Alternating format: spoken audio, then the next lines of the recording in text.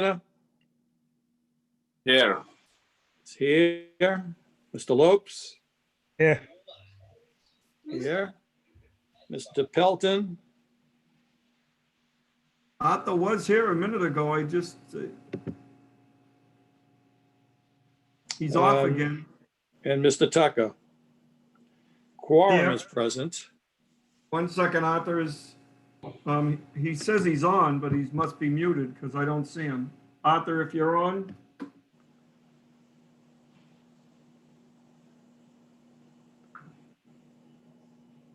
Unmute yourself.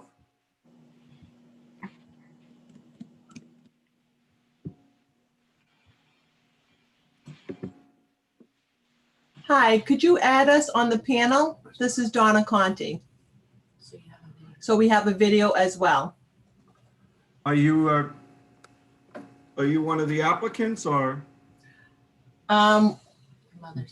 It's my mother's house and Okay, yep, then 1 second. I just got to get over there and try to do that. thank you very much.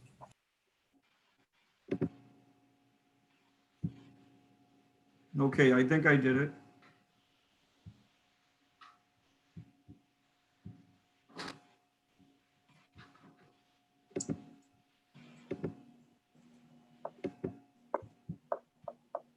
Arthur, you should be able to go on video now.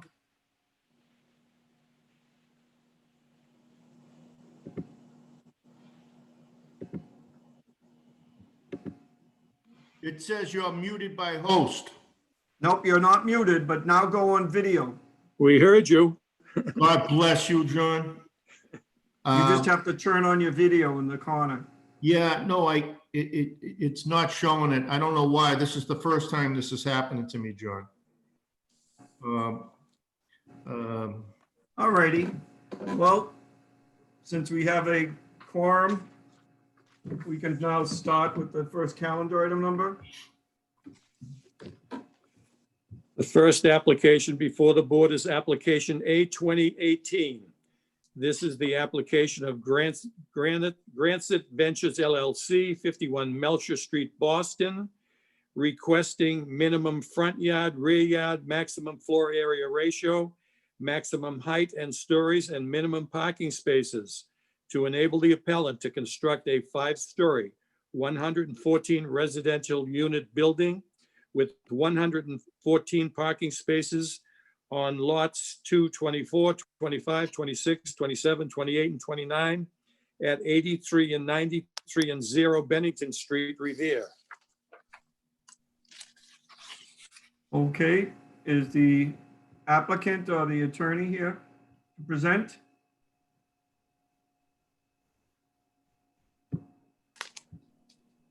So that applicant. Sorry, and attorney I'm are- here. Okay. I was muted. Good afternoon, board members. My name is Carrie Ann Green. I'm an attorney with D'Ambrosio Brown with an address of 14 Proctor Avenue in Revere.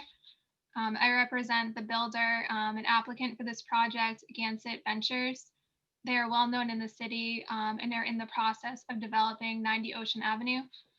My client is seeking a variance to construct a contemporary 7-story building with 114 residential units on 3 vacant lots. I'm going to, if I have, could you let me share screen? I can try.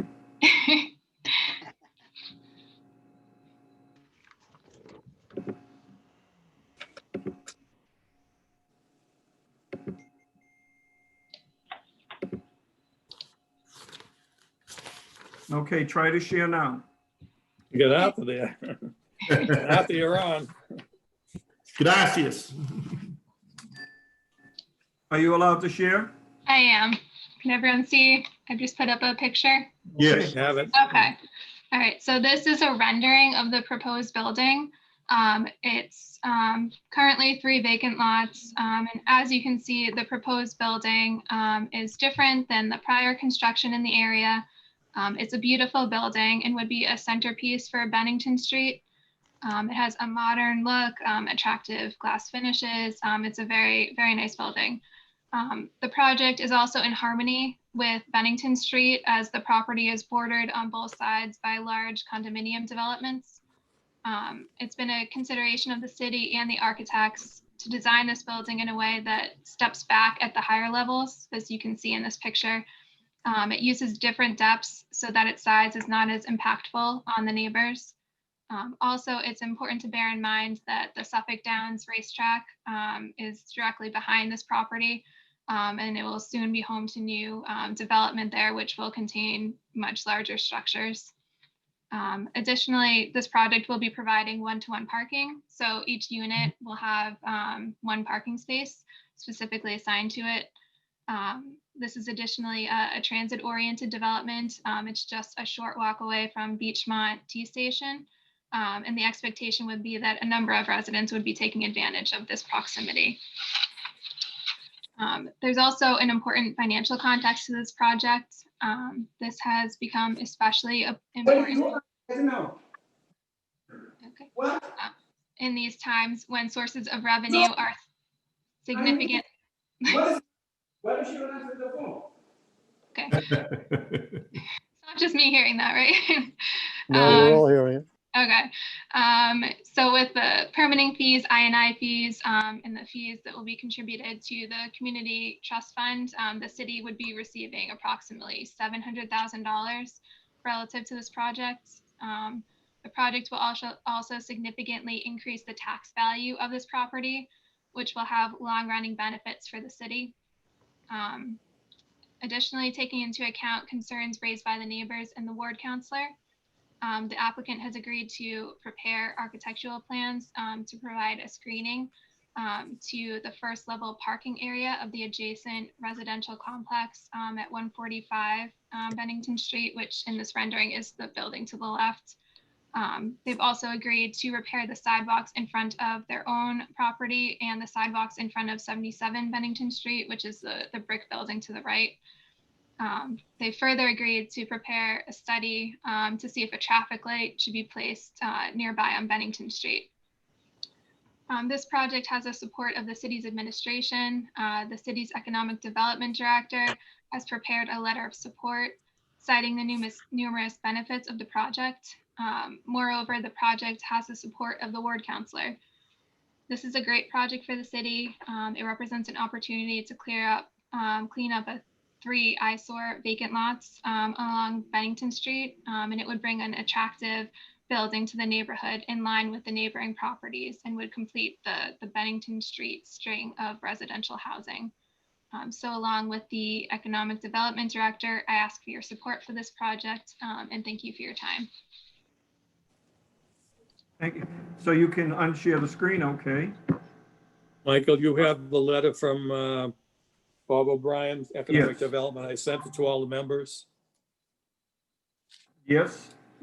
I saw them,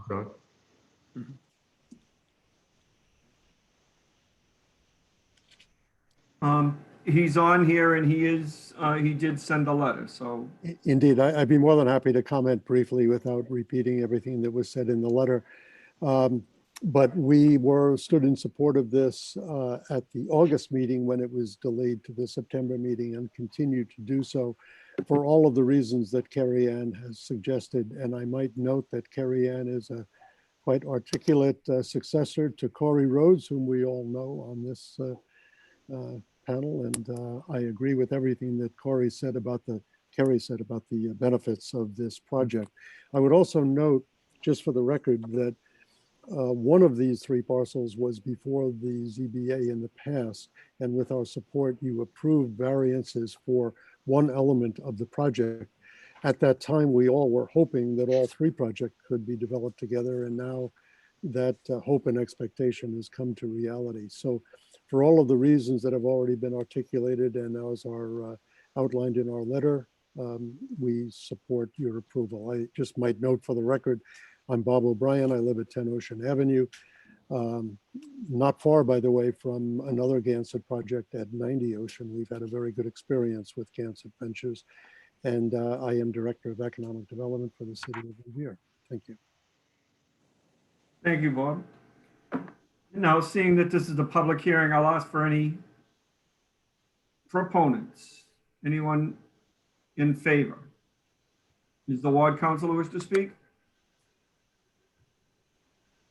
You need to unmute yourself.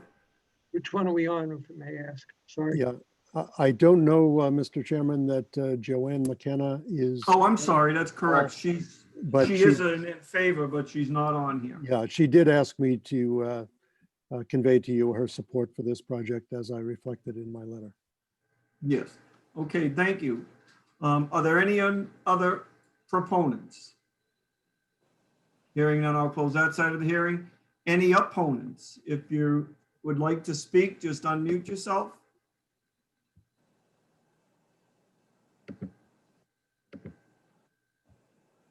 I don't see any hands raised or anyone wishing to speak. So we can close that side of the hearing. Are there any members that wish to speak? Hearing none, we can go on to the next calendar item number.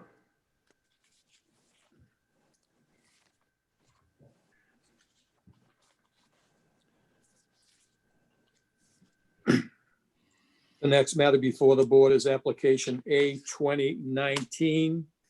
The application of Gisana Elemu, 49 Union Street, Revere, requesting parking in the front yard variance to enable the appellant to park in the front yard on lot dash at 61 Gage Avenue, Revere.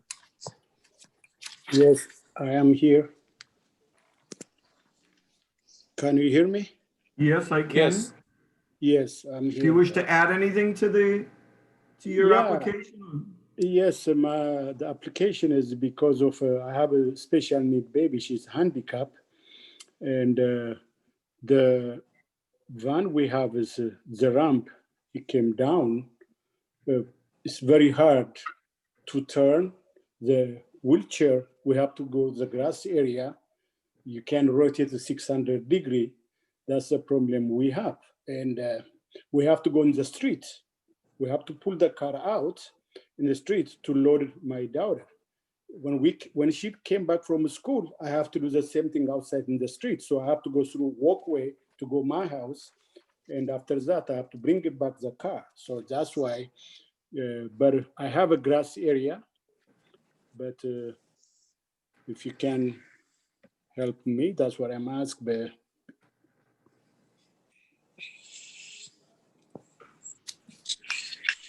Okay, thank you. Are there any proponents? Anyone in favor? Everyone who wishes to speak, just unmute yourself, state your name and address for the record, please. Ralph DeChico, Revere Commission on Disabilities. You can hear me okay, right? Yes, yeah. Yes. I am in favor of this project. I guess there was some miscommunication at the beginning with the former building inspector that it was left off. As the appellant had stated, they do have a disabled child, and due to the ADA compliances for the ramps of the vehicle, they do need a type of material on the ground for the wheelchair ramp to be able to come down into the area. They need certain clearances for it, and they needed the hot top there in order for them to be able to load and unload the child with the wheelchair capabilities. And that's the only way that it can be done. So I'd be in favor of this proposal to be passed.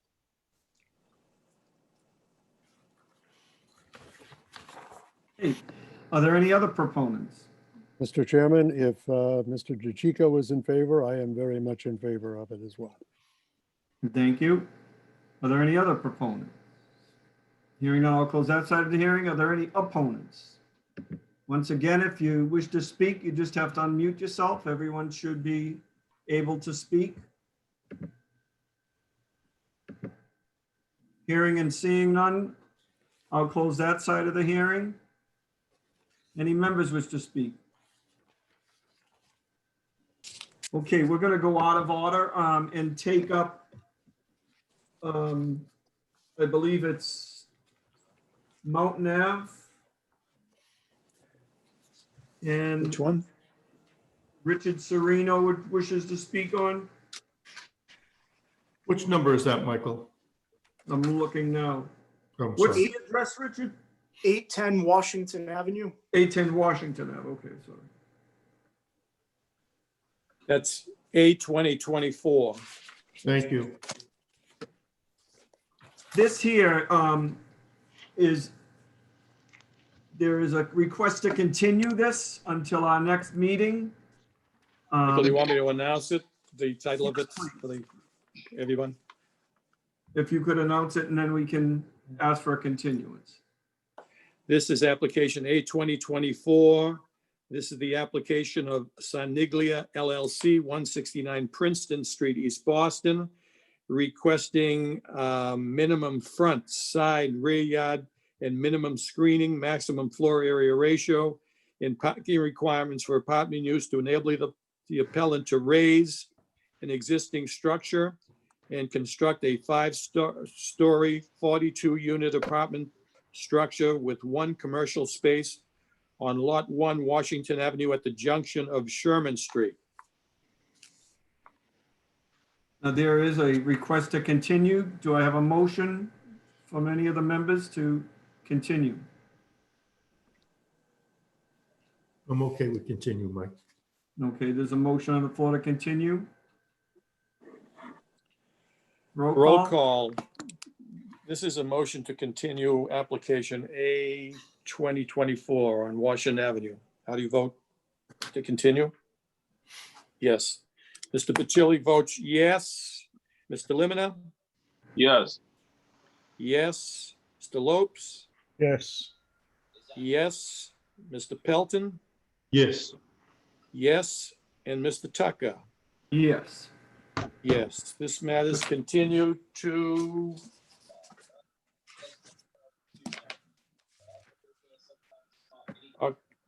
the 21st or the 28th, Michael? 21st is the third Wednesday. 28th is As the long as fourth Wednesday.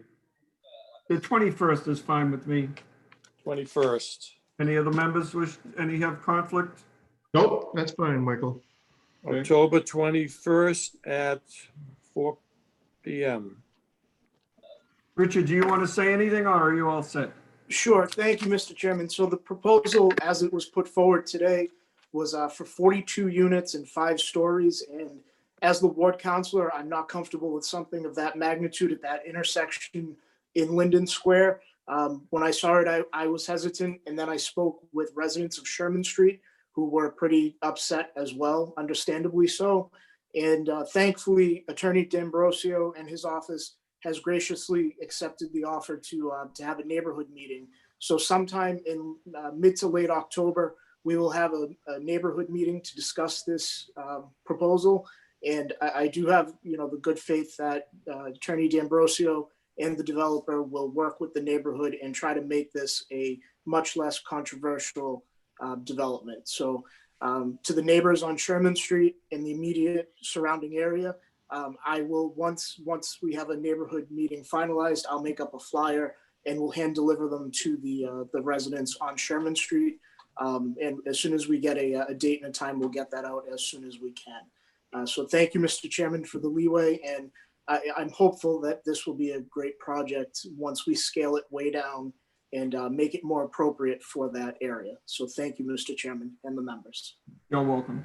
John, seeing that we're on Zoom, should we be voting on each thing so people don't have to stay on the whole time? Do that if you wish. What's the will of the members? I believe that's easier for the viewing public if we vote on each thing. Okay, could we do that, John? Yep.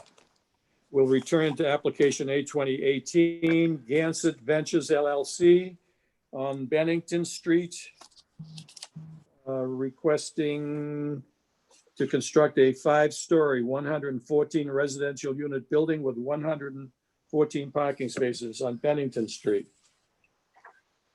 We ready to vote? Question comes on granting the relief requested. Mr. Bacilli, how do you vote on that one? Bennington Street, yes. Mr. Bacilli votes yes. Mr. Limina? Yes. Yes. Mr. Lopes? Yes. Yes. Mr. Pelton? Yes. Yes. And Mr. Tucker? Yes, there's one hand Yes. raised on this. Thomas, if he unmutes himself, he could speak. Hi, yes, I'm sorry I joined late. I'm a resident of 145 Bennington. I have no problem with this proposal. I just want to ensure, and I don't know the best way to do this, but that property has been under construction for years, and they've never taken care of the sidewalks during the winter months. And I just want to ensure that even though nothing's built there, that these owners understand that they're still responsible for taking care of the sidewalks during the winter. It makes for very dangerous walks on Bennington Street to the subway. So again, apologies, I missed the first pass at this, but I did want to share that perspective. Mr. Chairman, Bob O'Brien, Bob Economic O'Brien, Development thank you, Bob. Director. I will be sure to convey that to the developer who has only recently purchased this property and wasn't responsible for its previous care or lack of care. They have been very responsive on their 90 Ocean Avenue development. I'm sure they will concur. Thank you. John, we're live. What's up?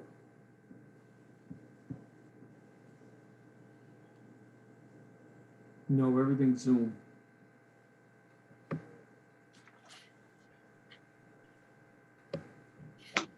You want to continue, John? Do you want to hold on? No. Michael,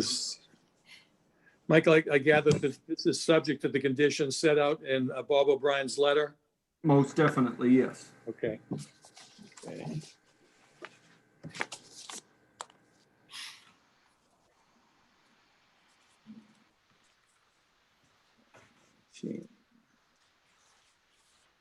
Next matter is A 2019. This is parking in the front yard at Lot Dash at 61 Gage Avenue, Revere. So this is parking in the front yard variance. Parking in the front yard variance at 61 Gage Avenue, Revere. Handicap situation. How do you vote? Yes, okay. Mr. Bacilli votes yes. Mr. Limina? Yes. Yes. Mr. Lopes? Yes. Yes. Mr. Pelton? Yes. Yes. And Mr. Tucker? Yes. Yes, this is granted.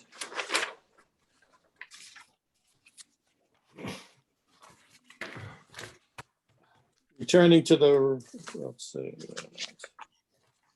We have continued A 2024, so we're returning to the regular order of business on application A 2020, or is there something else that you wanted to take out of order, Michael? I have the Councilor Powers who could not get on speakerphone. If we could take up A 2021, he wishes to speak on that. Okay. Okay. This is application A 2021. This is the application of Peter V. DiCarlo, 40 Bateman Ave, Revere, appealing from the decision of the Inspector of Buildings of the City of Revere in accordance with the provisions of the zoning ordinance, wherein the building inspector has denied the appellant validation of the property on lot 314 Bateman as a two-family dwelling. The appellant requests that the Zoning Board of Appeals overturn the determination of the Inspector of Buildings and to validate the aforementioned property as a two-family use and structure. Alternatively, the appellant requests the Zoning Board of Appeals to issue a special permit pursuant to Mass General Laws, Chapter 40A, Section 6. Okay, is the applicant or council present? Mr. Chairman, members, good afternoon. James Dipoletta, 385 Broadway, Revere, on behalf of Peter V. DiCarlo. Mr. Chairman, this is a situation where in June of 2001, Mr. DiCarlo purchased this property. It was a two-family home. He used it as a two-family home, and in 2018, he requested a certificate of occupancy for a two-unit dwelling for purposes of being in rental compliance. He was denied. He went to the site plan review committee. He went more than once and attempted to prove to them that his property was in fact a two-unit dwelling. haven't actually been issued permits and rebuilt after the 1989-1990 no-name storm. The Site Plan Review Committee determined that it was a one-family home, and that one-family homes are not allowed in the zoning district. The property was built by the same developer at the same time. Adjacent to, there were two houses, they were built adjacent to each other, number 38 and number 40. Mr. DiCarlo is number 40. There is no certificate of occupancy for anything in the building department file. However, with regard to number 38, there is a certificate of occupancy for the same house by the same developer at the same time as a 2-unit dwelling. He has been renting it. He's been refinancing it. He's had appraisals of it as a 2-unit dwelling, although it is evidence, not proof, that the city assessor is carrying it as a 2-unit dwelling. It is at least evidence. It is perplexing why the adjacent house built at the same time by the same developer on the same plans is a 2-unit and has a CO, where Mr. DiCarlo has no CO and has been adjudicated by the Site Plan Review Committee as being a 1-unit dwelling. That would be manifestly unfair. It would go against the weight of the evidence. I understand as well that the legislature in November of 2016 enacted an amendment to 48 Section 7 that says, if real property has been improved by the erection or alteration of one or more structures, and the structures or alterations have been in existence for a period of 10 years, and no notice of an action, suit, or proceeding as to the alleged violation of this chapter or of any ordinance or bylaw adopted under this chapter, Chapter 48, has been recorded in the Registry of Deeds for the county or district in which the real estate is located, or in the case of registered land, filed with the registry district in the land court within a period of 10 years from the date the structure was erected, then the structure shall be deemed for zoning purposes to be legally non-conforming, subject to Section 6 and any local ordinance. I would suggest then that more than the preponderance of evidence mitigates in favor of overturning the adjudication of the building inspector and the findings of the Site Plan Review Committee. Thank you, Mr. Chairman. I would be more than happy to answer any questions that you or the members may have, adding only that you should have, as part of the exhibits that we submitted, a copy of the CO for the 2-family home adjacent, which is number 38. Thank you, Mr. Chairman.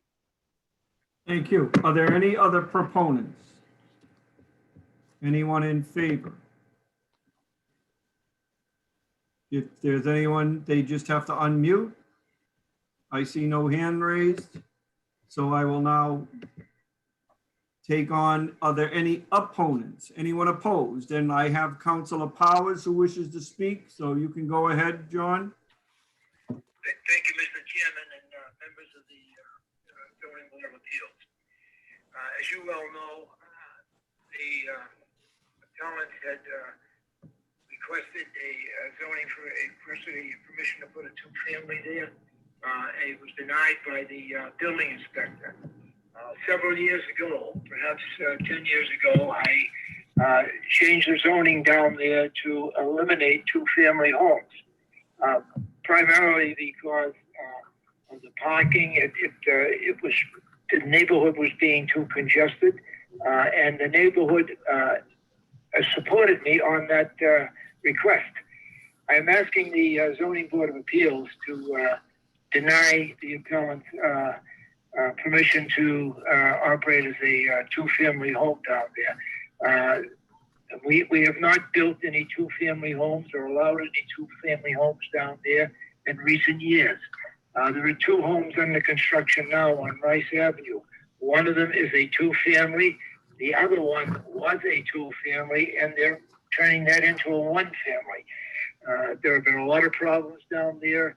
I understand, and I don't know this to be a certainty, but I understand through the neighbors that there have been problems at that particular address over the years. But primarily, the point of the matter is here, two-family homes are not allowed in the Point of Pines or the Grove section of Oak Island. So I am asking the Board of Appeals on behalf of the residents in the Point of Pines and on behalf of the zoning to deny the appellant permission to turn this into a two-family. It's not the right move. I think it's the wrong move. And as I heard from the attorney, the owner of the property doesn't even live there. So he basically, not being there, he has no control over the property, what's going on down there, or anything else. So again, I would appreciate very much on behalf of the residents of Oak Island if that appellant's request would be denied. Thank you very much, Mr. Chairman, and thank you, members of the zoning board of appeals. Thank you. Thank you. Are there any other opponents? Anyone opposed? Hearing none, I'll close that side of the hearing. Are there any members that wish to speak? Mike, my only question is that my understanding is he's paying taxes. Am I correct? I'm trying to cite. Everybody pays taxes no matter what you have. So No, I'm talking no, that's not what I'm saying. I'm paying but taxes. paying taxes for a two-family, there are a lot of people that pay taxes for two families that are illegal two families that don't have certificates of occupancy. The taxes have nothing to do with the certificates of occupancy. Okay, understood. Now, this certificate of occupancy for the unit 38 Bateman was issued in 1984 when in fact 2 bedrooms were allowed. The Right. change was made thereafter. Does anyone wish to speak? Jim, do you have anything to say? Yeah, yes, sir. The records at the building department and at the assessor's department indicate that this building was built in 1956. And so that certainly predates Councilor Powers' ordinance that was proposed by him and voted by the city council. Additionally, I do believe the no-name storm was in 1989, and even in 89 it was a two-family. So I'm not sure exactly what all happened between 56 and 89, but when Pete bought it in 2001, it was a two-family. In 1989, it was a two-family. So at some point, somebody went out there to appraise that and have the assessor's office do whatever they do to lay out the boundaries and the square footage and the usage of the home. So yes, he's paying. Not only has he have been paying taxes as a two-family, but someone determined that it was actually being used as a two-family back somewhere at least between 56 and 89. Okay. And I believe that's reflected in the deed and the assessor's card that I have provided as an exhibit, Mr. Chairman. Thank you so much. Right, but it is my understanding from the building inspectors that assessed value and what you're being assessed for does not prove the certificate of occupancy for a unit or the type of a two-family, three-family, whatever. No, it doesn't indeed. Okay.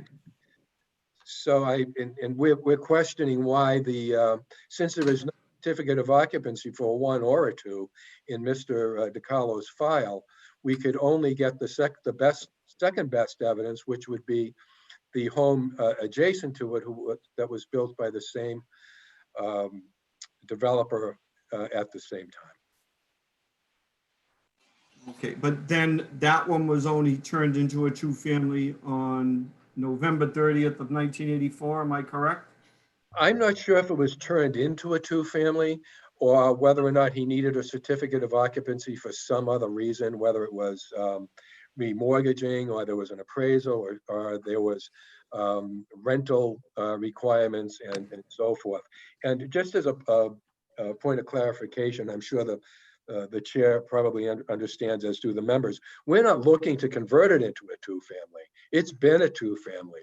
We're just looking for an avenue to get a certificate of occupancy for a two-family because it meets all of the requirements. And it has been inspected so that there are no health, safety, or building violations there.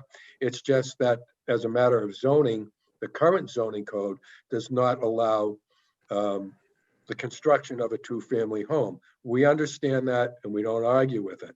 We're just saying that we need a determination that prior to the time of the, I think Councilor Powers mentioned 10 or so years ago, the ordinance was enacted to eliminate or not to issue permits for any more two families. This pre-exists that the adoption of that ordinance. So that would be our argument, and I believe we're on firm legal ground. Mr. Chairman, thank you. Thank you. Okay, is there any other members wish to speak or? Okay, hearing none, I'd ask for a roll call, John, and there's two different votes here, I believe, right? Right. The first vote will be with respect to the, we always vote in the affirmative. The question will be, shall the decision of the inspector of buildings be sustained? And in this case, the building inspector has not agreed with Attorney Cipolleta's position or Mr. DiCarlo's position. So a yes vote would be to sustain the building inspector's original decision. Al, you ready? This is on, you're a yes vote? Okay. Mr. Bacilli votes yes. Mr. Limina? Yes. Mr. Limina votes yes. Mr. Lopes? Yes. Mr. Lopes votes yes. Mr. Pelton? Yes. Mr. Pelton votes yes. And Mr. Tucker? Yes. Mr. Tucker votes yes. So in essence, the application is denied on that particular part of the application. The second is that the applicant requests alternatively to convert the single-family dwelling to a two-family dwelling under the conditions of Mass General Laws, Chapter 48, Section 6. A reading of the City of Revere ordinances indicates that the Zoning Board of Appeals does not have the authority to grant this. However, the applicant may wish to refer to Chapter 1740, Section 1740-020, which is modifying the use of a non-conforming structure to attain the what he wants to be done. So inasmuch as the Zoning Board of Appeals does not have the authority to grant this, that's the second part. So to the question of whether the board, if the board wishes to deny his second request, they can do so by voting yes on the second part of this. The question will be to, Oh, no, wouldn't it be a no?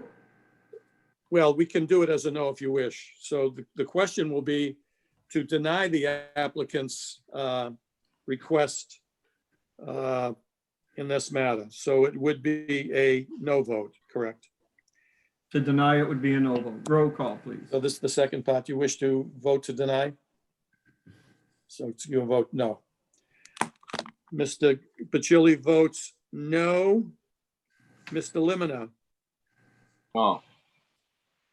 No. Mr. Lopes? Well, I read a lot of your rebuttal, John, on this issue. And as of right now, I'd have to side with the city councilor and say no. No. Mr. Pelton? No. No. And Mr. Tucker? No. No. So the second part of Attorney Cipolleta's request is denied. Okay, so we can go on to the next calendar item number. Okay.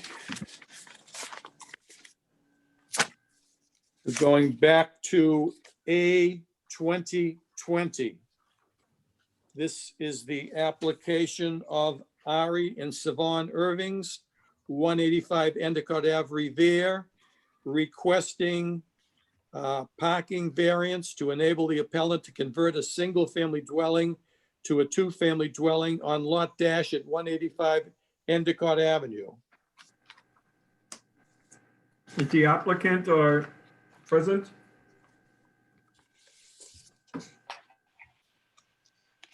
They had submitted a revised plan, which I sent to the members.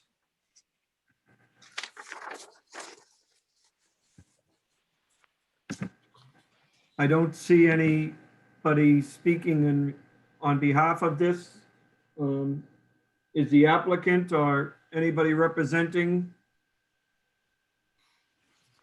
185 Endicott?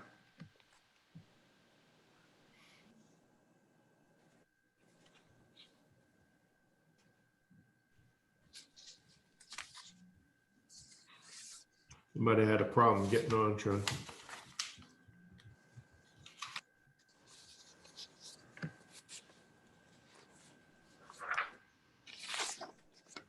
John, I'm gonna try to make a phone call just to see. Yep.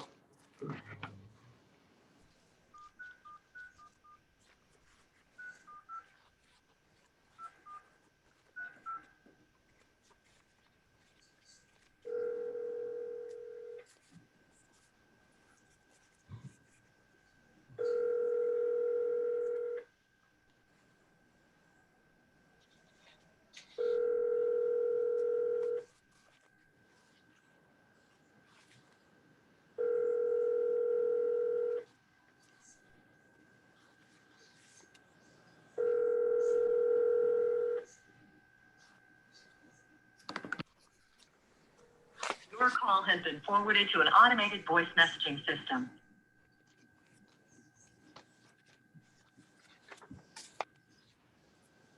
I had difficulty getting basic documents from them initially also. For more options, This is Michael Tucker, Chairman of the Board of Appeals. We are live trying to hear your request. I will give you another 15 minutes to come on. Otherwise, we will have to make a decision. So I will go to the next calendar number, give you 15 minutes to come on. All right, John, we'll take the next calendar item number and in all fairness, just give them time to come on. Okay. The next application before the board is, excuse me, for Jean Jurek, 14 Charger Street, Revere, requesting various variances, minimum lot area, rear yard, front yard, minimum lot area for a duplex dwelling, and driveway location to enable the appellant to construct a duplex two-family dwelling on lot 580 and lot A2 Malden Street adjacent to 325 Malden Street. Is the applicant or here? Present. Okay. Do you wish to add anything to your Name and address for the application? record. And your name and address for the record, please. Sure. Good evening, Chairman and board members. My name is Attorney Dina Karaman on behalf of Boyan Yudich, who's also present. He is a resident of Revere for almost 9 years now. He's owned a home that's currently on 14 Charger in Revere, and he's seeking to build a two-family, a duplex, on the lot next to his, which he has owned along with the the multifamily home that he owns there now. The property would provide for 4-car garages. It does not cause any safety hazards. It does not add any additional traffic. Charger Street is a one-way. It doesn't obstruct any traffic signs and does not otherwise cause issues for the residents. It would increase the home ownership in Revere. It is a lot that's 4,395 square feet, and there are roughly 7 lots that have been recently approved in the city of Revere with similar square footage for bigger properties than what he's seeking to approve. And we would kindly ask you to accept his petition and approve it to build a 2-family duplex on that lot. Okay, are there any proponents? Anyone in favor? I do not see any hand raised. Everyone is allowed to speak, so you would just have to unmute. Are there any proponents? John, whose ward is this? I think it's either Councilor Sereno or Councilor Guanasso. Okay, I would ask, I believe it may be Councilor Sereno's, and I It will is. ask if he wishes to speak. Thank you, Mr. Chairman. So I just wanted to be clear, is this, would the driveway be facing Charger Street or Malden Street? Would the house essentially, like, would the cars be coming out onto Malden Street or would they be going onto Charger Street? They would be going onto the Charger Street, and the parking garage would be under the house, you would be entering from the Charger Street. Okay, all right. I think for a duplex like that, that would be better than on Malden Yeah, Street Malden's where pretty that would. busy, yeah. Yeah, we've done extensive research in general to make this as easy as possible. These will be modular homes, so the construction is going to be minimized. He lives next door with a wife who likes to keep everything very clean, so he has promised to do this very quickly and clean. He's also actually thinking about living in one of the properties once it is occupied, instead of staying in the 2-family, just because his parents are now living in Europe most of the time, and the 2-family he has now is too big for his family. That's great. Thank you. That was my only concern, is where Hall's Corner is such a dangerous Yes. intersection as it is. Pulling out onto Malden Street there would be difficult, but I Absolutely. don't Well, see it's any. one way, so you can only get into the Charger Street, you can't get out, you know what I mean? Right. Yes, Yeah, so- correct. Thank you. Great. Thank you. Okay. Now, are there any other proponents? Anyone in favor? Hearing none or seeing none, I'll close that side of the hearing. Any opponents? Anyone opposed? Yes. Okay. Please state your name and address for the record. My name is Kate. Why is it echoing? Can you guys hear an echo? Can't hear what you said. That's on your end. Hold on, we're gonna fix the echo.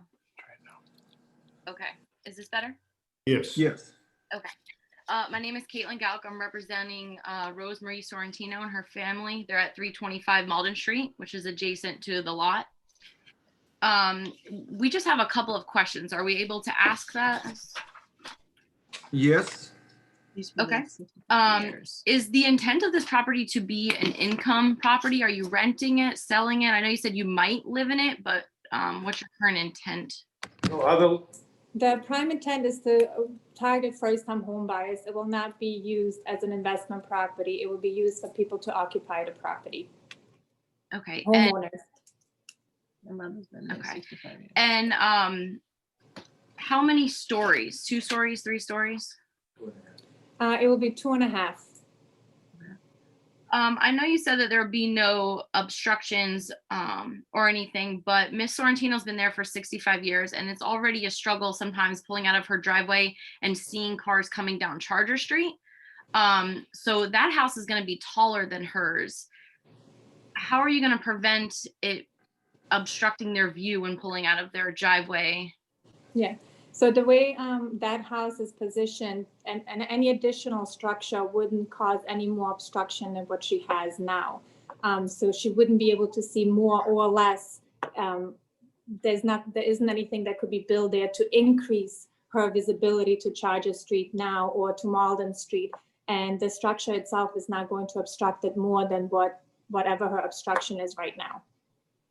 Okay. What is the distance? Do you know the distance between where the house will be built and her lot line? 10 feet on that side. Roughly 10 feet on her side. Need 20 feet. Well, that's what I was saying. Is it going to be central AC or window units? you know? Ma'am, this is for, I don't mean to cut you off, but this all could have been looked at the city clerk's office, or you could have requested a copy of the plans. We go for the topography, nothing to do with the air conditioning, the way, Yeah. anything Well, like I'm that. only So- asking about the air conditioning because the concern is that with this short distance, which is why it was denied originally, if say it is window units, something falls out, it could fall onto our property and damage a car because our driveway is right there where that fence will be. I mean, if it's of any help, it's new construction, it's going to be centralized AC. It's pretty standard construction at this point. It's almost as inexpensive as having a AC unit in the window. All right, and then I guess my only other question would be, if it's denied, are you gonna seek to build a single family home? Do you meet those zoning regulations? No, we're strictly seeking to build a 2-family home duplex. Okay. Anything else you really want me to ask? Okay, is there any other opponents? Anyone else opposed? I don't see any hand raised or no one wishing to speak. I'm gonna lower Richard's hand, but I believe he's already spoken. Hearing none, I'll close that side of the hearing. Any members wish to speak? I do. Do you have a copy of the plan in front of you, Dina? Yes. I do, yes. Now, just because we don't have it to show on the screen here, I'd like to know how many feet from the corner your driveway would have to be in. Was that already presented to site plan review?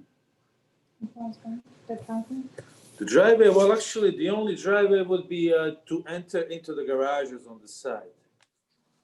Right, but Charles Street. how far from the corner is the driveway? So from the house to the line, my lot line would be 10 feet plus whatever that sidewalk is, another 5 feet, right? Roughly 15 feet. Roughly 15 to the street. And, No, and from that the- should be on the plan as well. I'm trying to look at the plan, so, So where's the driveway here? So the driveway would be, yeah, that would be old garage, one garage and second garage right there. Okay.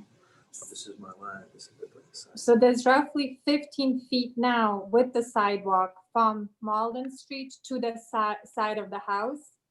The garage wouldn't take up any of that space. The garage would be to the right of that. So it would be right underneath the house. So the 15 feet will remain with whether the driveway is there or not. John, are you seeing this on the screen? I see an existing concrete driveway on the plan here for Charger Street. Are you looking at that on your plan, Dina? At the end of the, Yes, so that's the house where Boyan currently lives in with his family, and that would stay where it is. It wouldn't be Okay. expanded. so you're proposing to where are you proposing to build on? To the, so facing, when we're on Charger Street, Malden Street will be to our left, facing the house of Boyan where he is right now, which is an existing structure. It would be to the left of his house, which would be on the corner of Charger Street and Malden Street.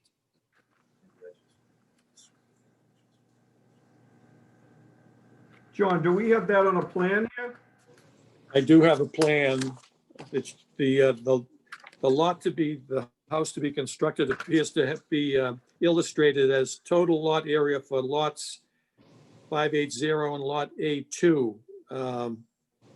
Is that that's going to be the buildable lot, or is that the total configuration for all the lots combined? That's the total for this particular property, yes. That's both the existing dwelling and this vacant part? No, I'm sorry. So the 4,395 would be just for the new property. Also illustrated on the plan is, it says land court lot A2, area 5,578 square feet. Because the lot, the house sits on the two lots right now, so that line would be moved next to that driveway that you're seeing in the picture. And the new proposed lot would be 4,395 square feet. Right now, it's a little over 5,000. So by the time we move that line next to the driveway, it will bring it down to 4,395 square feet. But we don't even show it, you don't depict the actual plot plan, Footprint. doesn't show the structure on it here? It Yeah, it doesn't, should, So I'm just gonna hold it up to make sure we're looking at the same plans. Right, but what he's Okay. suggesting is you don't show the footprint of the foundation for the new house. So if you look at Charger Street and if you look at the end of the map all the way left, Yeah, that's the proposed 2-unit dwelling. That is the structure proposed. where does it illustrate the footprint of the proposed foundation? Right. Is it equal to the other house or is it? we're looking at this, I'm not sure if you can see this, but this is the Yeah. plan we're That's looking empty, at. yeah, there's another, That's- there's another drawing. Yeah, that, you're looking at the drawing that does not have the proposed, so I'm gonna just zoom in. So this is Malden Street and this is Charger. This is, the proposed property, and it does have a footprint of 2448, 2448. No, 24 by 48. That's the entire lot line for the property. Have you gone through the planning board to do the subdivision? No, we have not. Yeah. Which the surveyor, yeah, it would be conditional to the approval. It would be subdivided. Can we just ask that you hold that photo up that we don't have one more time that shows the outline of what the house will look like? This was submitted, right? Yes, Yeah, so this was submitted to the city of Revere, Oh, it wasn't. both of them, Packet. yeah. We only show the one that, we don't see that on our packet. Yeah, so this was part of the packet. So this shows that this is Malden Street and this is Charger, and then here is the actual property, the proposed property. And this is where Boyan lives now. So the proposed property would be 4,395 square feet. That would be the total square footage for this lot for the 2 duplexes. I'm sorry. for the John, two- I would respectfully request to ask for a continuance since we don't have that plot plan in front of us. Yeah. And we don't know if there is going to be a subdivision granted by the planning board. Yeah, this is the registered lot. Coming in front of us first before getting a Yeah. subdivision. So this is land court. That's the only reason we have not subdivided it. And it's typical to make it conditional to the board's approval before subdividing the land. It's registered. It would have to go through land court to be subdivided, which there was no objection from the land court itself, provided that the provision is approved to build a duplex. Well, it would go in front of the planning board or why land court? Why not the planning board? For a The subdivision? land court for the subdivision itself, because it's registered land. And I was told that it needs to go through the land court since it's registered land. Okay, John, I still don't have this plan in front of me. I don't think any of the other members have this plan. I don't have it either. I don't Yeah, have it it. wasn't part of the packet when we sent it out. We don't know We're the. not looking at a plan that shows the lot lines or the actual footprint of the home. Right, I see the whole. I mean, we're happy to continue and bring this back to the city hall and file it, but it was our understanding that it was part of the Signed and stamped package. by the surveyor, though. Yeah, but we can bring it again, though. if Yeah, it it's got not a, lost. Yeah. I request to have a Yeah, motion yeah, to sure, no problem. It's not to a problem. continue. Are there any other members that wish to second that motion? Oh, I agree on that, Michael. It's Arthur. Okay, so a roll call, please, on the motion to continue. Al, this is a motion to continue the proposed construction of a 2-family house on Malden and Charger. How do you vote? Yes. Mr. Bacilli votes yes to continue. Mr. Limina? Yes. Yes. Mr. Lopes? Yes. Yes. Mr. Pelton? Yes. Yes. And Mr. Tucker? Yes. Yes, this is continued to October 21st. 21st at 4 o'clock. Also, Michael, I I would just suggest we suggest that talk they go to in Frank front of site Stringy plan also. review. Yes, but I don't know if they already went in front of site plan review. I did, yeah, I got the Yes. denial letter already, yes. You do have the denial letter. And Yeah, they didn't tell you that you would have to go in front of the planning board? Yeah, they did. I mean, that was one of the things that I needed with that application, denial letter from the site review plan. So I did stamp that with all the papers of the application when I applied for to go in front of you guys. Okay, but did they say that you have to go in front of the planning board as well? No, they didn't say that. I was talking to Frank and he told me it's a registered land, so they needs to go through the land court. And then, once I finish there, then, I can come back to, do that in the review. Yeah. Okay, well, seeing that this is continued, just for my own comfort, I really want to look at the plan and then have the ability to have any abutters look at it as well. Sure. They can request to get a copy from the city clerk's office once you submit it.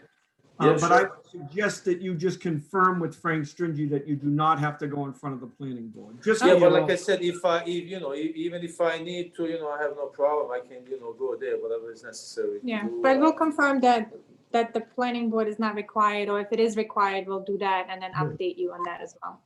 Okay, thank you very much. Thank you very much. Thank you for your time. Alrighty. I We're look going forward to to seeing exit. you on October When, 21st. Yes. Thank you. Thanks a Oh, lot. sure. The next application You're muted. before the board. Serena, you're muted. Richie, you're muted. Go Mr. ahead. Chairman, I just wanted to say to the neighbors at 325 Malden Street, I didn't realize that abutters had concerns. So I'm glad that this while you continue it, I do hope that 325 Malden Street and you guys on Charger Street can kind of work together and find some common ground just to make sure that it's not only a good project, but that the neighbors are happy too, because we don't want to. Of course. I don't want to tick off the neighbors. So. Of course. Is there a way that we can exchange information? So if we have more specialized questions, we can reach out to you before this next meeting when we vote? Sure. Yes, actually, Donna has my phone number though. We've been, good neighbors. I just worry about my mother, she's 85, looking at a house that's Yeah. way taller than her house for the rest of her life. Sure. Okay, So I don't mean to Donna cut has you. his- It's okay, I'm right there. I'm gonna contact you guys. Beautiful. If you can do Thank that, you. that'll be great. Have a All good right, night, thank you everyone. very Mr. much. Chairman. We have to continue you on for to the that. next item.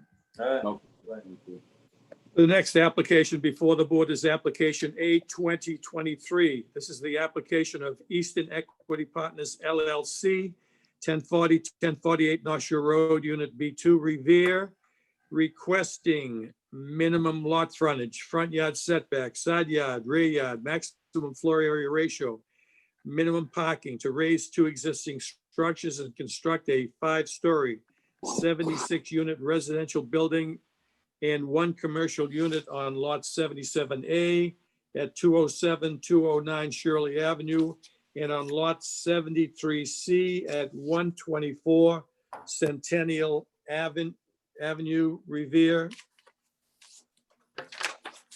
Okay, the applicant wishes to speak, or the attorney? Good afternoon, gentlemen. Good afternoon. My name is Attorney Jerry D'Ambrosio. My office is located at 14 Proctor Avenue in Revere. I represent the builder applicant in this petition, Eastern Equity Partners. The principal of Eastern Equity Partners is a Mr. Jamie Russo. I believe many people, many members of the ZBA are familiar with Mr. Russo's work, and as he has developed quite a few projects, excellent projects in the city of Revere. And he is also currently developing some other properties in the Shirley Avenue neighborhood as well. This project is located at the old Bagel Bin site, 207 Shirley Avenue, and now includes the old Cinco de Mayo bar to the Bagel Bin's rear on 124 Centennial Ave. You may recall that we were before you back in June of this year for a permit request on simply 207 Shirley Ave. This ZBA approved that petition, but since then, something has changed, namely that Cinco de Mayo has decided to sell their building. Eastern Equity Partners has purchased it, hence allowing for a more improved site, if you will. And we're before you again, seeking to replace the old application that was approved back in June. Again, this is a replacement of the old project. This new proposed project seeks to build, again, a new mixed-use development consisting of 76 residential units. There will be 54 studios, 14 one-bedrooms, and 8 two-bedrooms. Again, 54 studios, 14 one-bedrooms, and 8 two-bedrooms. The reason I emphasize that is because clearly, given the small, diminutive size of these units, they're not geared for family living. These are units that will be geared to younger people in our city, younger people working in town and the surrounding area. It's also important to note a number of things with regard to this project. The first is that the petition that was submitted to you all has the kinds of zoning relief that are of the type that this ZBA has already provided for projects on Shirley Ave, namely setback reductions, fire increases, front yard reductions, and parking reductions.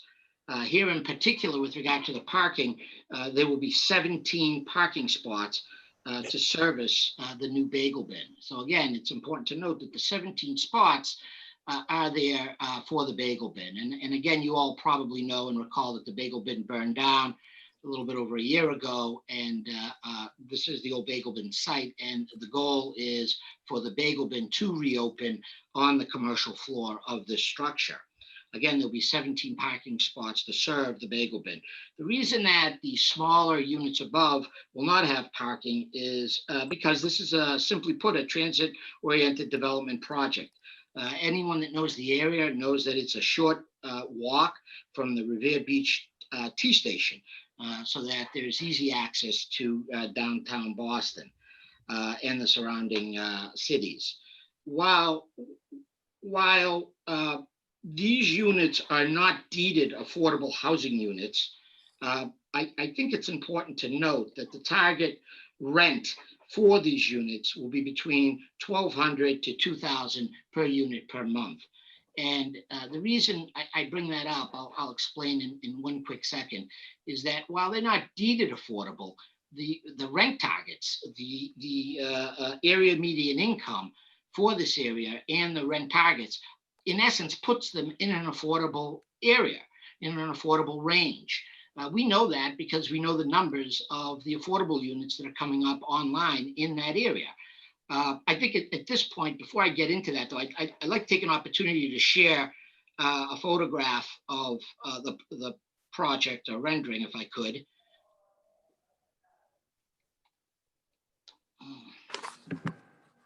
You should be able to share it. Okay. Well, I should be. And let's see. Got it.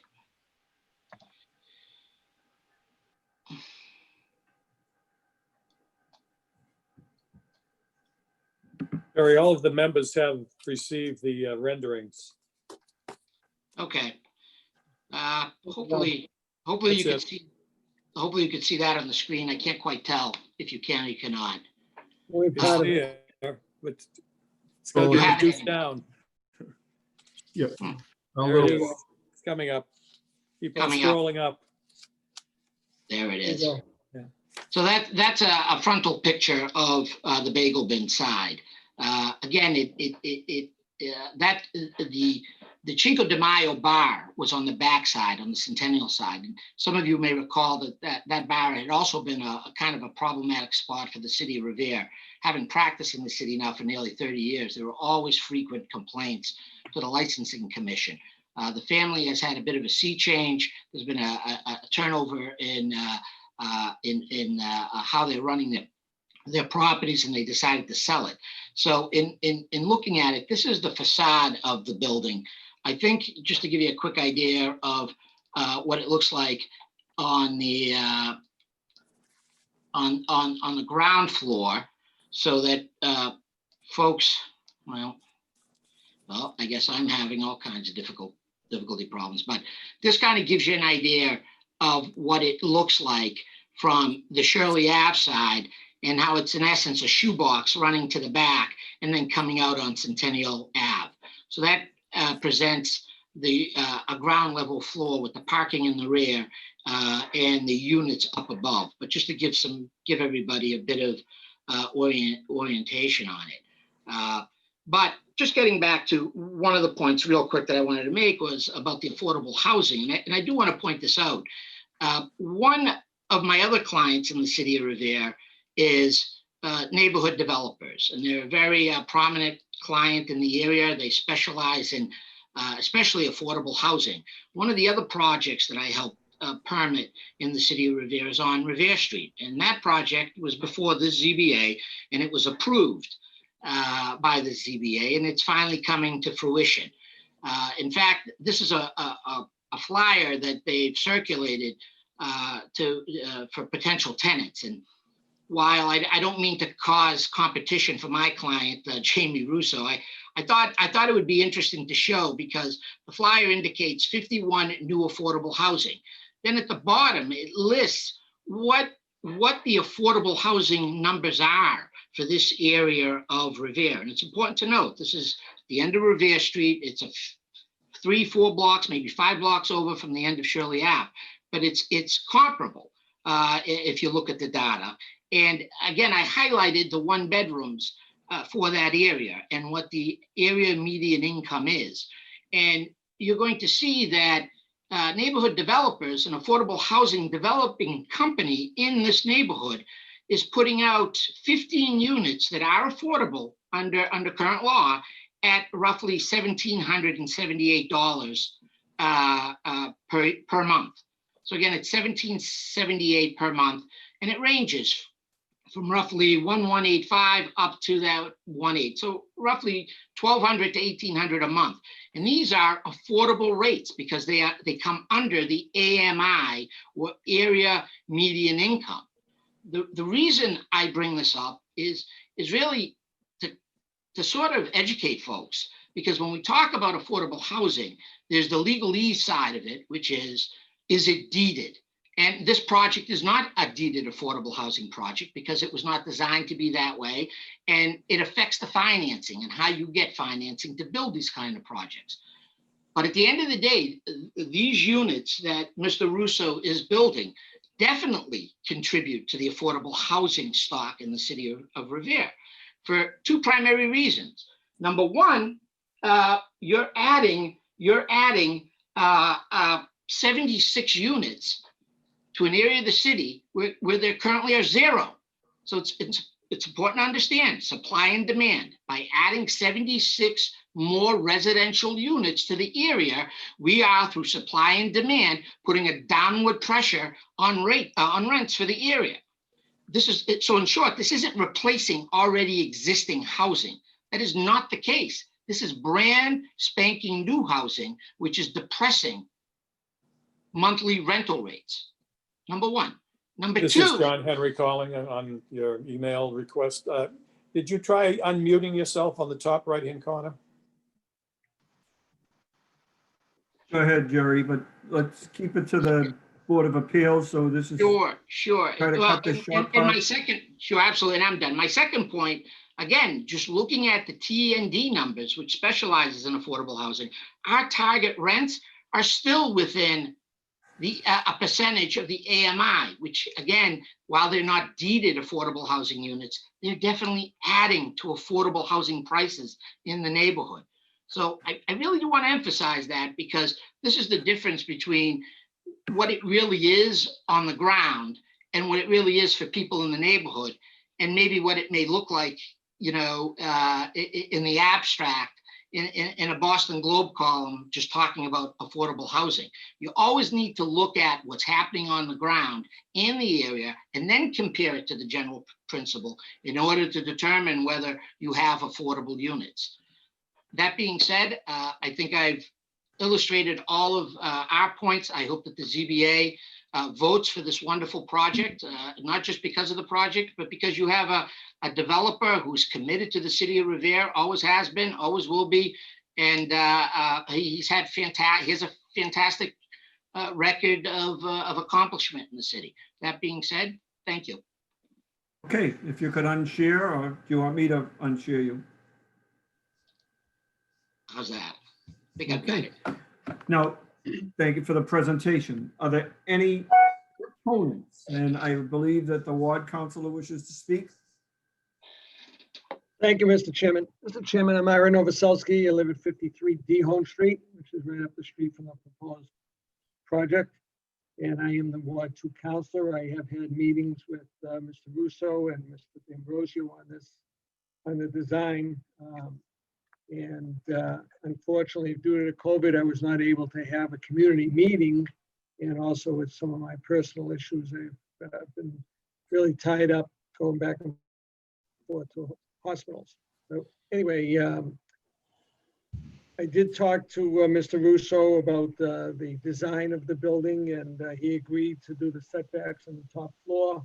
And where the old building of Cinco de Mayo currently exists, that will be all parking. So, and the neighbors are very happy to see Cinco de Mayo go, even though they were nice people and they ran a decent business, but the building was not to be there much more longer. And so with that, I've agreed to the design, and even though I think 76 is a lot of units in one location, but I'm going with it, and we're going to be in favor of this. Thank you. Thank you. I see that there is another counselor wishing to speak. If he unmutes, he's welcome to do so. Tony? Okay, I got it now. There Thank you, go. Mr. Chairman. Tony Zambuto, 87 High Street, Revere. I spoke in favor of, back in June, in favor of the Bagel Bin project. This certainly improves it by a long shot. I think eliminating the bar in the area, it just, it made a big difference to me. I think that we all know that Mr. Russo has almost single-handedly revitalized the Shirley Ave area. He certainly has cleaned up a lot of bad properties and building some new properties. And I found it interesting that Councilor D'Ambrosio was talking about how affordable the housing is, because I was looking at those same numbers today. I think we all got that flyer in the mail either yesterday or today.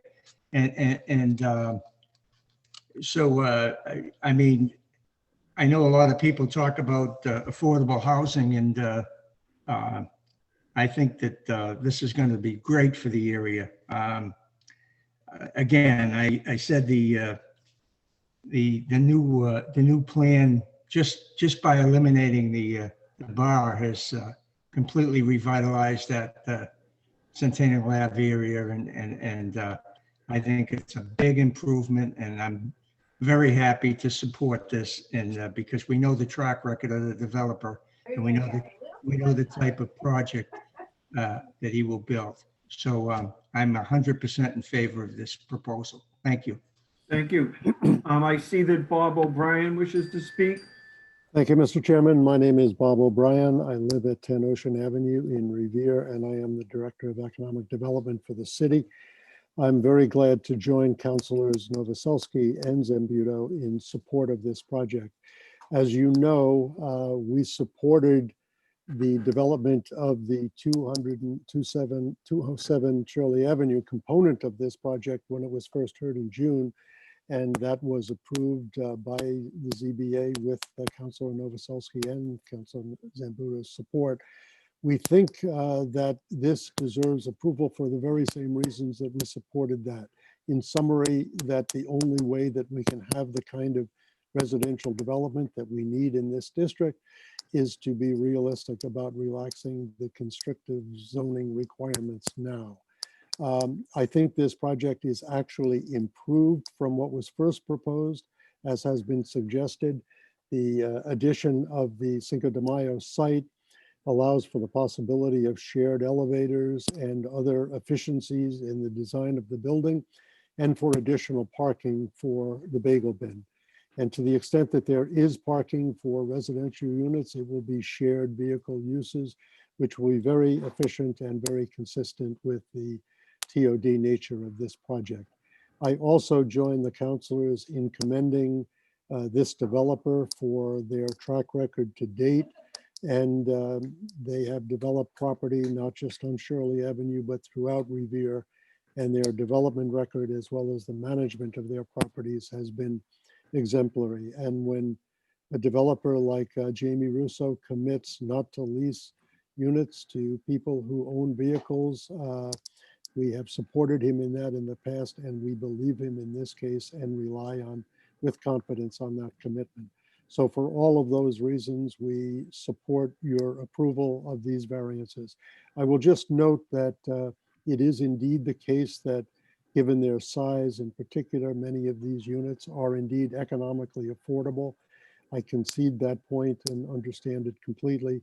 I would, however, note that the city is also committed to the development of deed restricted affordability, which assures that that will be maintained over time. Every project can't solve every problem, and this project does not, but the city is nonetheless committed to deed restricted affordable housing with TND and others elsewhere in the city. And with all of that, we urge your approval of this project. Thank you. Are there any other proponents? I see two hands raised. You can unmute if you wish to speak as a proponent. I'd like to speak. This is Laura Holmes. As a proponent? Yes, I am a proponent. Okay, thank you. I'm very interested in this project. I live right up the hill. Laura, if I could just interrupt you, could you state your name and address for the record, please? My name is Laura Holmes. I live at 243 Campbell Avenue, right at the corner of Nahant and Campbell Ave. And so I'm right up the block from this. And so I know that property very well. And I think this opportunity, having Cinco de Mayo go up for sale now, just as the other development was happening, is fortuitous because it allows for a better, more seamless, integrated, development of that block, which I think is a great opportunity. I also, I don't know Jamie Russo very well. I was hoping he was going to be here because I would really like to get to talk with him. I think he has done a great job, investing in our neighborhood before others were willing to take a risk there. And I really have a lot of respect for him in that regard. A few concerns I just want to raise up for us all to be aware of is that, talking to my neighbors and stuff of the residents, I know that development processes take a long time and that planning for things has taken a long time. But when people start to see things happen very, very quickly, which is sort of happening with the boom on Shirley Ave right now, it can be disconcerting for folks. And, I just heard about this, I think 2 days ago or 3 days ago. So I think something that would be really beneficial to the neighborhood is if there's some kind of way of notifying people of things that are happening. And so, if I could encourage Jamie to do something, I would like for him to, set up a time to meet with me. And if there's other people who are interested, just would like to, talk with him about what we care about in the neighborhood. It's a 5-story building and the rendering looks pretty imposing. When I've heard the other conversations about the setbacks, and I've seen this happening in other places, in other cities. I would like it if it wasn't just the top story setback, but maybe we could, maybe with the expansion of the property, there might be room for thinking about, you know, designing that building to set more of it further back onto the footprint or something. And I'm sure that the parking spots will be welcome. I would love to talk with Jamie about making sure that there's some nice plantings in there, you know, something for those of us who walk by there to go to the T all the time. You know, parking is good, but it's ugly. So what can we do to kind of integrate that into the neighborhood, the park across the street, something? But I'd also like to talk with Jamie about the commercial spaces. I know that Bagel Bin. Okay, I'm not trying to cut, this is the Board of Appeals, so we just going with the topography of the building. Talking to Jamie, I believe that you could set up something with the Be happy, attorney, yeah. Jerry D'Ambrosio, and he'd be more than happy to do that with you. Yeah. Sure. Ms. Holmes, if you shoot me an email, I'll connect you. And If you give me your email, I'll shoot you an email. Yeah, no, he'll definitely get together with you. He's always very involved in the community and he'd love to do it. Well, I don't know how to shoot you an email without your email address, but GDambrosio@d'ambrosiobrown.com. Okay. I know you're trying to get me to move on here. So I'm conditional support of this. I'd like to see the higher level setbacks. I don't know what the specific ordinances need to say to record that, but I would like to have some consideration for pushing it back off the street a little bit, as well as to include some landscaping with that parking. Okay, thank you. Is there anyone else wish to speak? I don't see another hand raised now, but if you want to unmute as a proponent, you're welcome to do so. Seeing and hearing none, I'll close that side of the hearing. Are there any opponents? Anyone opposed? Please unmute yourself and you're welcome to speak.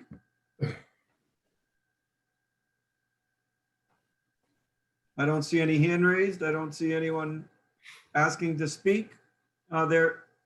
Close that side of the hearing. Are there any members that wish to speak?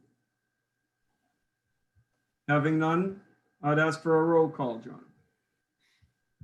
You're on mute, John.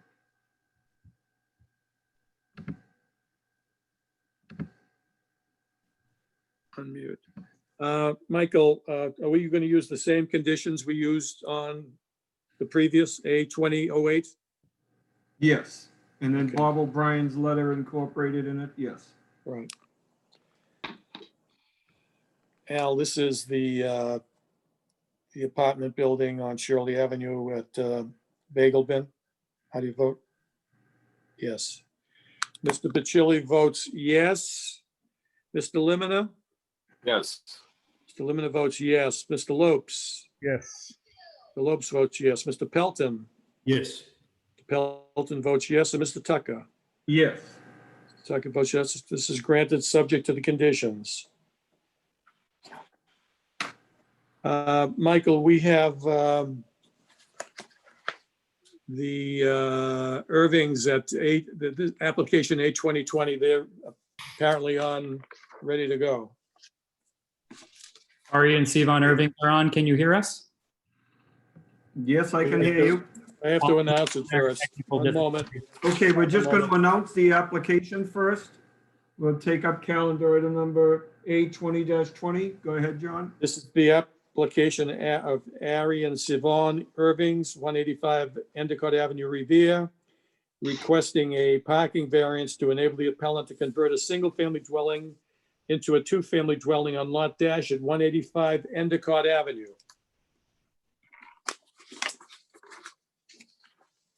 Okay, you're allowed to speak. Name and address for the record. Mr. Irving? Thank you very much, and apologies for our slight delay on the technical difficulties. As you stated, very simply, we're just looking to convert from a single family to a two family. We have a parking garage with two city, with the street in front. And we're just slightly below the allotted length. But you can still pretty easily fit 2 cars there. We are looking to enable more people to come and live in the neighborhood and support families, create affordable housing options for people in the area, and also are proponents of public transport and green initiatives. And we are also directly right on the bus line, which takes you right to Beachmont Station. I would just add that we don't require any additional, this is Sevon Irvings. We don't require any additional construction other than obviously just bringing anything up to code within the unit. And we won't be doing anything significant. We won't disrupt neighbors. We're looking to just support the neighborhood. Okay, is there already a unit there that you're not going to do additional construction? So there is a unit there there is an entire floor there that is effectively got all of the appropriate ingress and egress. It's got its own bathrooms. It's got basically everything you would need aside, nothing out of code, but we probably would need to put in a sink or something kind of like that, but nothing. Yes, it is pretty much good to go. It's just needs the proper variance. Okay, was this already used as a 2-family? And cease and desist was put on or something, or? I purchased the property in 2017. To my knowledge, no, we have not used it as a 2-family. Okay. But I've owned it since 2017. All righty. John, who's the ward councilor for this one? Joanne McKenna. Wow. Joanne. Okay.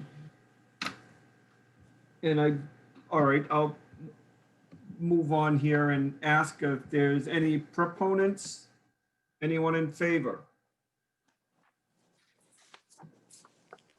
Hearing none, I'll close that side of the hearing. Any councilors wish to speak? All right. I do have a call into Joanne McKenna, so I'm just trying to see if she's going to answer the phone. One second. Excuse me. I drove by this property, and what he's requesting, I would say it's worse than tandem parking. He's requesting 2 parking spots in front of his garage.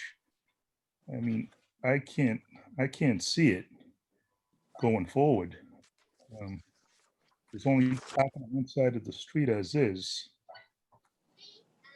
To me, it's a difficult situation. Permission to speak, sir? Yes, permission to speak.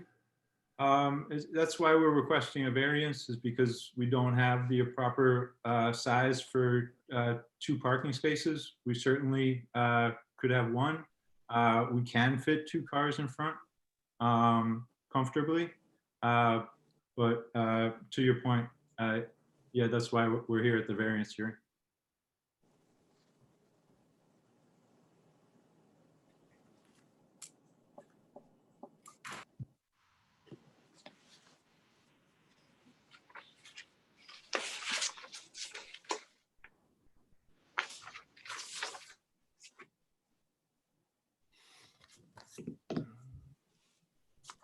So just to talk a little bit more about our target rent, it is a 2-bedroom. We'd also be looking for a target rent in the 15 to 2,000 range, which is affordable. In contrast to the previous applicant, it is a 2-bedroom, not a 1-bedroom. It has 2 bathrooms. And so I can care about the neighborhood and about my neighbors, and honestly believe that we could do it with minimal disruption. while adding to the neighborhood. It's a pretty good sized house.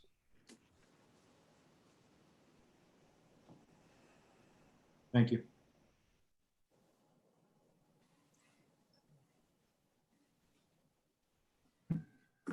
Okay, seeing that this is a public hearing, are there any proponents? I don't see any hand raised or anyone requesting to speak as a proponent. I will close that side of the hearing. Are there any opponents? Anyone opposed? In speaking to the counselor who she don't have any volume on her computer, this was not presented to the ward counselor, so she's totally unaware of this. So she would ask that if anything, we continue this, or the board can take it up. So I will continue on with the hearings. Are there any opponents that wish to speak? In attendance here, I don't see any hand raised. If anyone does wish to speak, please unmute yourself. Okay. Hearing none, I'll close that side of the hearing. Members, anyone wish to speak? I agree with John. Yeah, I think let's hold this matter until I'll see Joanne this week.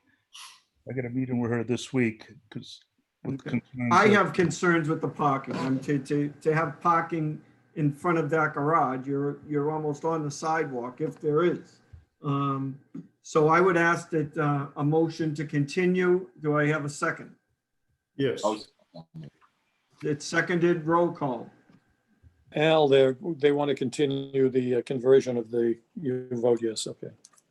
Mr. Bacilli votes yes to continue. Mr. Limina? Yes. Yes to continue. Mr. Lopes?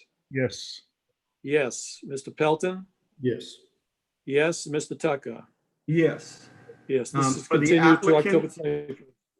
For the applicant, I suggest that you contact the ward councilor, Joanne McKenna, prior to our meeting that's scheduled October 21st, so that this can be discussed with the ward councilor, so that she can then give an opinion on it at our next meeting. Thank you very much for your consideration. Thank you. You're welcome. The final application is application A2025. This is the application of 596 Brothers 2 LLC, 596 Revere Beach Boulevard, requesting minimum lot frontage, lot area, front yard, side yard, rear yard, setbacks, and maximum floor area ratio, and minimum parking requirements to enable the appellant to renovate an existing three-story, three-family dwelling to construct a 16-unit apartment on Lot Part 6 at 1510 North Shore Road, Revere. Good afternoon. Carrie, you ready to speak? Good afternoon, board members. My name is Carrie Ann Green. I'm an attorney with D'Ambrosio Brown with an address of 14 Proctor Avenue in Revere. I represent the applicant for this project, 596 Brothers 2 LLC. The principal of this LLC is Anthony DeCesare. As you likely know, the DeCesare family is well known in the city of Revere for their development projects. They also own the Mass General building, which is adjacent to this property. My client is seeking a variance to renovate and construct a contemporary 4-story structure with 16 residential units, with the units being studios and 1-bedrooms. I can share my screen here. I have an image that shows the existing structure on the top, and then the proposed structure is on the bottom. As you can see, this project would revitalize a key property in the North Shore Road, Shirley Avenue area. The current structure on the top, as you can see, is dilapidated and an eyesore. The proposed project, on the other hand, would result in a modern contemporary building. This is a transit-oriented development. It's located just a 2-minute walk from the Revere Beach T station. It's also located near several major bus lines. Moreover, the project would include dedicated bike storage in the basement. This housing would largely be for young professionals, individuals who are not car focused, and would prefer to utilize the T, bikes, Ubers, things of that nature. Something important to emphasize is that these are all studios and 1 bedrooms. There would be no 3 bedrooms. So the expectation would be that there would be no families here and no burden on the school system. This project has the support of the city's administration. The city's economic development director has prepared a letter of support citing the numerous benefits of the project. Moreover, the project has the support of the ward councilor. This is a great project for the city and represents an opportunity to revitalize a rundown property. We would ask you for your support and thank you for your time. Okay, thank you. I just unshared so I can see everybody. Are there any proponents? Anyone in favor? And I believe that Bob is still online here to speak. But Ira, I'm sorry. Ira's I still defer here to as Ira, well. yes. Ira? Okay, thank you very much, Bob. Thank you, Mr. Chairman. Ira Novoselsky, 53D Home Street, right around the corner from the proposed project. And I am the Ward 2 counselor. And may I say, I did meet with the applicants on this, and that building has been a eyesore for many, many years. The city's had many problems with it before, and the conditions, and it's been part of the Safe House program.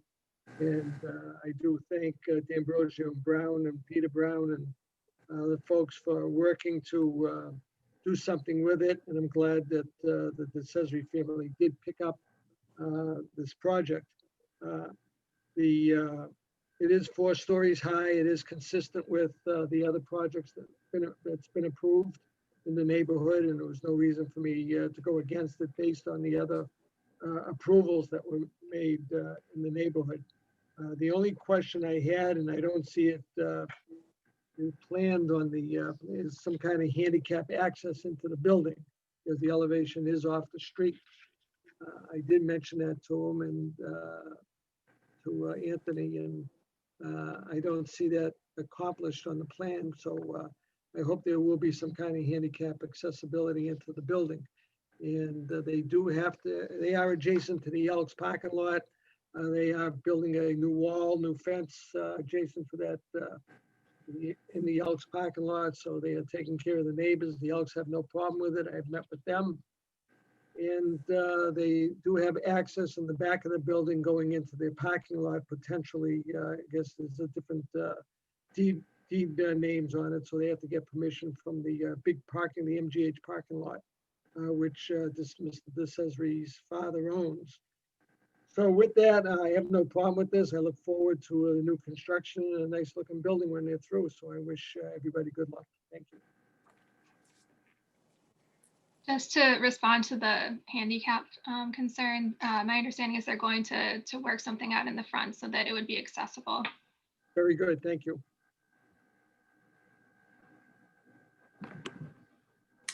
Tony, I see that. Do you wish to speak as another counselor, Tony? You're all set? Okay. I'm Bob O'Brien. Yeah, in that event, Bob O'Brien, 10 Ocean Avenue in Revere, the city's Director of Economic Development. Again, I'm pleased to join Ward Councilor Novoselsky in support of this project for all of the reasons that I think have been capably outlined by Attorney Green. We also did raise the question of handicapped access, and were assured that that would be addressed, as indeed it needs to be.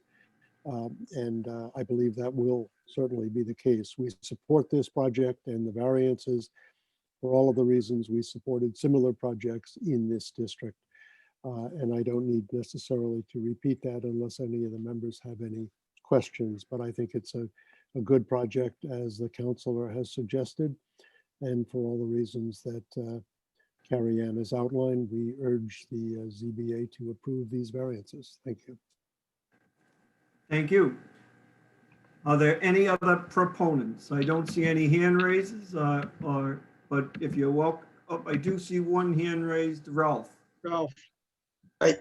Hey, thank you. Ralph DeChico, Revere Commission on Disabilities. I just wanted to thank Councilor Ira Novoselsky and Bob O'Brien for bringing up the handicap accessibility issues and concerns for the building. And I do hope that that can be addressed and corrected. And hopefully that can be part of the process so that it is done and not an oversight and an afterthought. And if that can also be, if I could be, Ira, if you could also include me on any correspondence on that, I'd greatly appreciate it. Mr. Chairman, I would just note also that I believe this project is being undertaken by the next generation of the DeCesare family. They've been around for some time, and it's nice to see the young people picking up the mantle from a distinguished developer in the Revere. That was well noted. Bob, is there a release restriction on this one for the parking? Yes, there are no deed restrictions with regard to the unit rent themselves, but as was the case in other projects and with the previous project in particular, the developer is committed not to lease to residents who own vehicles. And there will be no on-street parking resident stickers provided to this address. Thank you very much. Are there any other proponents? Anyone else wish to speak? Anthony? Mr. Chairman, Yes. Tony Zambuto, I just want to go on record as being in favor and obviously supporting the ward council. I wasn't really that familiar with the project, but it looks like a great project, and I'm sure the handicapped issues will be worked out. And so I want to go on record as supporting it. Thank you. Thank you. Any other proponents? Hearing and seeing none. I will close that side of the hearing. Any opponents? Anyone opposed? I don't see any hand raised, but if you wish to speak, unmute your mic. Okay, seeing and hearing none. I'd ask if any of the members wish to speak. Okay, ask for a roll call. Al, this is the conversion of a 3 to a 16 on North Shore Road. Yes. Mr. Bacilli votes yes. Mr. Limina? Yes. Yes. Mr. Lopes? Yes. Yes. Mr. Pelton? Yes. Yes. And Mr. Tucker? Yes, with the conditions from Bob O'Brien's letter. Yes. This is granted, Okay. subject to conditions. Having no further business, I would like to thank everyone for their patience, and hopefully I didn't miss anyone in having the control over the meeting, but I see that everyone was able to speak. No hand raised. I'd like to thank everyone for attending, and our next meeting will be October 21st at 4 p.m. Thank you and good night. Thank you Al, all. Appreciate That's it. it. Take care all. Good night. You can go and have dinner. Yeah, thank you. Thank you, everyone. You can go and have dinner. The meeting's over.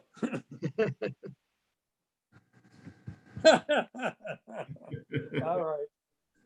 Take care. Bye-bye.